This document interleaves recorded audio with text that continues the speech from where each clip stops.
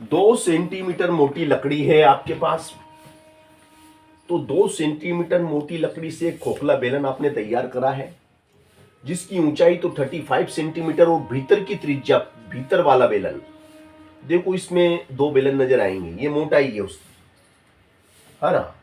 तो भीतर वाले बेलन की त्रिज्या दी गई है आपको 12 सेंटीमीटर, जिसको हमने R2 मान लिया है। भीतर वाले बेलन की त्रिज्या को हमने R2 मान लिया है, ठीक है ना। और फिर क्या है, ऊंचाई। इस बेलन की ऊंचाई कितनी दी गई है? इस बेलन की ऊंचाई देखिएगा, हमें दी है 35 सेंटीमीटर, मोटाई 2 सेंटीमीटर। अब मोटाई का मतलब होता है R1 माइनस R2, है ना। ये मोटाई का मतलब होता है R1 माइनस R2। तो R1 हमने इसका सूत्र लगा के R1 भी निकाल लिया कि भैया ये हमारा 14 सेंटीमीटर होगा। अब हमें इस सूत्र में मान रखना है ना, ये सूत्र है हमारा, ठीक है। 2 की जगह 2, पाई कितना है 22/7। एज कितना भाई साहब? एज कितना भाई साहब? 45।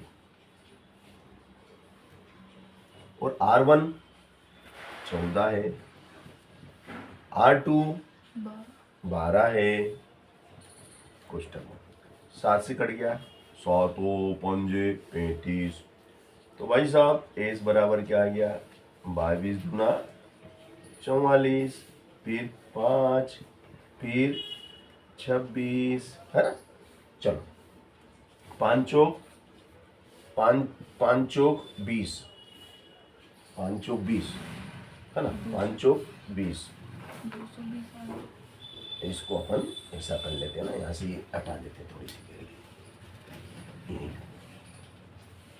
देखो 5 चौक 20, 20 की 0, 20 की 0, यहाँ से लगा 2, है ना। 5 चौक 20, 20 की 0, यहाँ से लगा 2, फिर 5 चौक 20, 20 और 2 22, फिर गुणा में कितना है 26, बराबर में क्या है एस, बराबर में क्या है एस, बराबर में एस। चलो, फिर एस बराबर क्या है, देखो 0 का 0, 26 गुना 52, 52 का 2, हासिल लगा 5, 26 गुना 52 का 2, हासिल 5, फिर 26 गुना 52 कितना हो गया 5 2 7, फिर 5 5, इतने वर्ग सेंटीमीटर, ये उत्तर आ गया, इतने वर्ग सेंटीमीटर।